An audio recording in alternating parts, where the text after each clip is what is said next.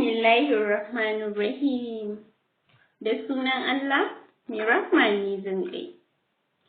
Rayuwar Muniba, littafi na 10. Written and read by Hasnat, Mom Iman and Aiman. Idan wannan ne karinku na farko na zuwa wannan tasha tamu mai albarka, ku danna subscribe, sannan ku danna alamar ƙararrawar sanarwa domin samun zuwan labari da zarar mun ɗora.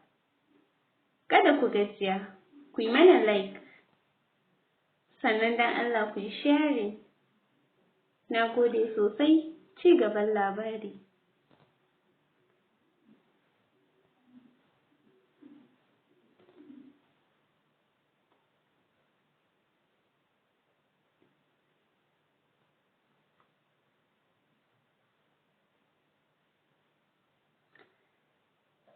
Tana ɗakinta tana ta aikin kuka, ƙarfe 9, 8, 9, 10, 11.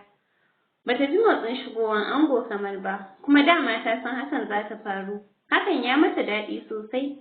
Tashi ce ta cire kayan jikinta, ta ɗaura towel, ta shiga toilet ta yi wanka. Ta yau alola ta zo ta tada sallah. Ta ɗan shafa mai da night perfume, ta saka kayan bacci, ta ɗauko hijab ta saka ta tada sallah. Tana idarwa ta naɗe da duman ta ɗan ƙara bige kan gadon nata, ta yi light off, ta kwanta tare da addu'o'in bacci a bakinta. Tana kwanciya bacci ya ɗauke ta saboda gajiya. Kamar kuwa bai dawo gidan ba sai 12:30, yana can wajen Lubi. Yana ba ta haƙuri akan auren da aka mai tare da alƙawarurruka kala-kala. Ana kiran sallan asuba ta tashi, miƙa ta yi tare da salati, ta sakko ta faɗa toilet ta yo alola.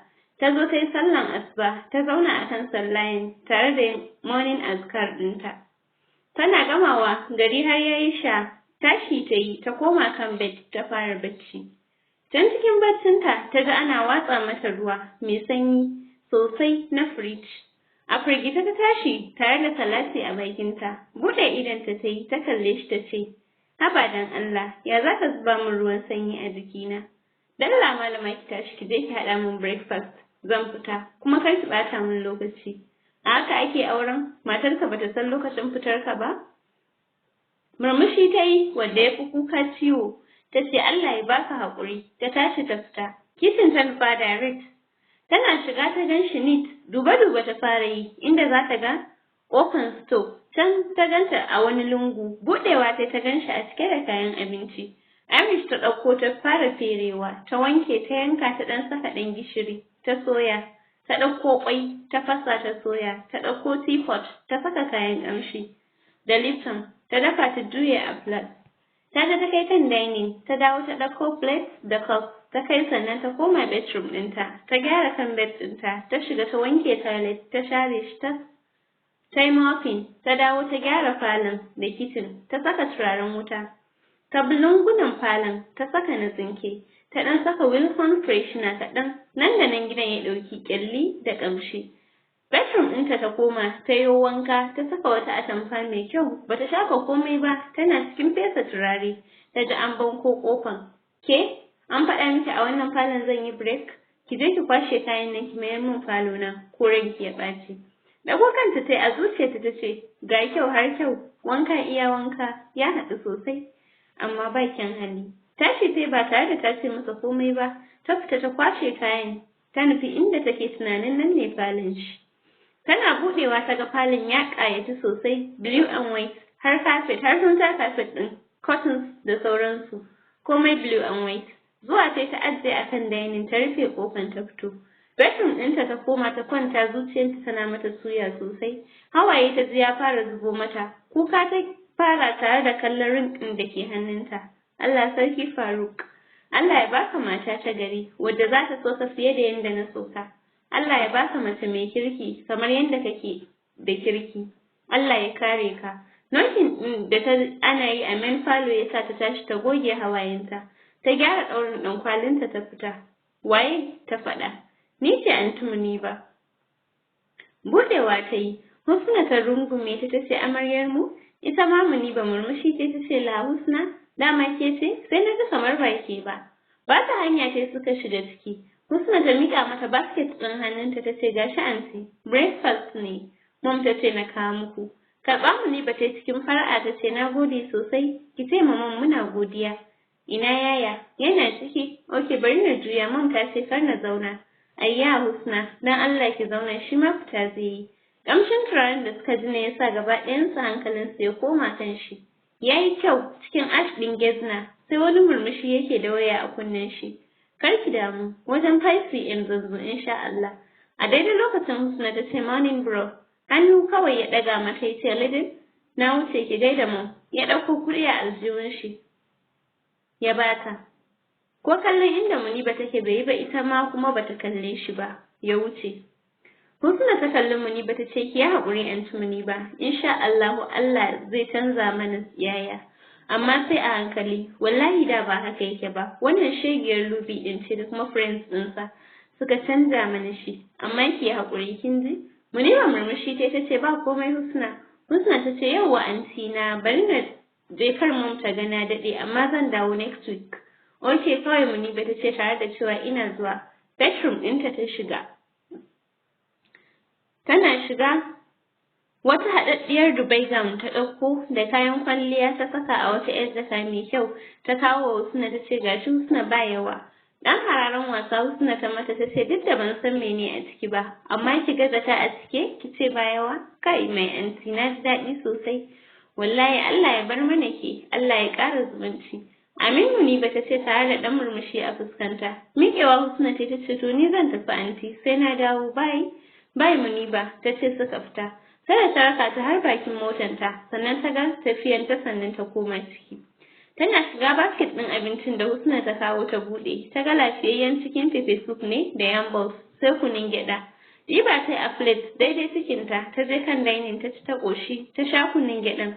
Ta taso ta je apartment ɗin Kamal ta ɗauko chips. Dan ya rage, ta haɗa da sauran abincin gaba ɗaya ta kai wa Gitman. Durƙusawa yayi har ƙasa ya karɓa yana godiya da ke yana da ɗan surutu. Sai cewa yayi, Hajiya wannan abincin ai har dare ba zan nemi wani ba. Murmushi kawai ta maka ta koma ciki. Mubina ce kwanta akan three-seater tana aikin game a wayanta, amma gaba ɗaya tunaninta yana kan Kamal. Dialing number shi tayi amma sai da ta masa 5 missed call bai yi picking ba, kuma yana gani. Har sai da ta ji ana danna mata user busy. Hawaye ta ji ya fara zubo mata, ta shiga ta koma bedroom ɗinta ta yi dialing number Ramsey. Ƙawata, wallahi gai ɗin nan nema yake ya kashe ni da soyayyarsa. Yana mun wulaƙanci yadda ba ka expecting.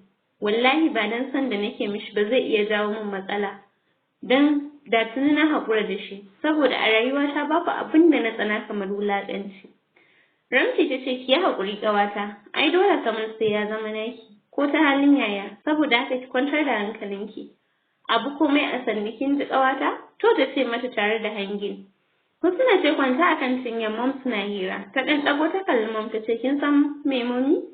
Da na je gidan yayin da na ga yayi wa anti Muniba wulaƙanci ko da zai fita ko kula ta bai yi ba. Waya kawai yake da wannan lubi ɗin a gabanta. Wallahi mom na tsani yarinyar nan sosai. Ba irin su ɗaya da Muniba ba. Mom ta ɗan ji ba daɗi amma sai ta haɗe rai ta ce Husna kenan. Ni kaina ba na son ya auri yarinyar nan saboda ba ta da kunya. Amma kin san me nake so da ke? A'a mom sai kin faɗa. Yauwa, daga yau kar ki ƙara ɗauko maganar rayuwar gidansu ki faɗa min kin ji? Babu kyau. Nan gaba idan ya ji wani abu kuma ya gane ke ce kika kawo shi gidan nan kin san halinsa sarai ɓatawa za ku yi da shi kin ji? To mom insha Allah ba zan ƙara faɗa miki komai ba. Ai ba ni kaɗai ba, kowa ma kar ki faɗa masa kawai ki taya su da addu'a Allah ya daidaita zaman su. Amin mom, bari na je na haɗo miki ti. To mom. Ta ce, Muniba daga ɗanki shingida a kan kujera bacci ya ɗauke ta ringi ta ji wayanta na yi ta sauka ta ɗauko da sauri ta ɗaga ganin mami ce. Cikin farin ciki ta ce, mami na? Ina ta so in kira ki bacci ya ɗauke ni ina kwana. Dariya mami ce ta ce, kwana kuma Muniba an yi sallar la'asar fa. Muniba ta ce, la'ila wani irin bacci ne ko sallar azahar ban yi ba. Mami da tunaninta baccin gajiya Muniba ta ce, ai dama auren kenan. Dama cewa ne bari na kira ki na jiya ya kike ya ƴata take. Kin da yi amfani da magungunan nan ko? kawai ta ce mata, yau wato yanzu bari na bar ki sallar da abin da ya kamata. Ina Kamal ɗin? Ya fita. Oke to ki gaishe shi sai an jima a ci gaba da haƙuri da tsafta kin ji? To mami. Bye. Toilet ta shiga ta yi alola ta zo ta yi sallan azahar. First sannan ta yi la'asar ta roƙi Allah gafara akan sallan da ta yi ba akan lokaci ba. Sannan ta fito. Bas ɗin Kamal ta shiga bedroom ɗin shi ta fara shiga ƙasan neat sai bed ɗin ne ba a gyara ba. Hawa ta gyara mishi ta mai gadon ta jera pillows da throw pillows ya yi kyau sosai sannan ta shiga toilet ta wanke masa tas. To masu sauraro na zan dakata a nan. A littafi na gaba idan Allah ya yarda zan ɗora muku daga inda na tsaya. Ta ku har kullum Hasnat, maman Iman da Iman. Na gode sosai sai kun ji ni a littafi na 11.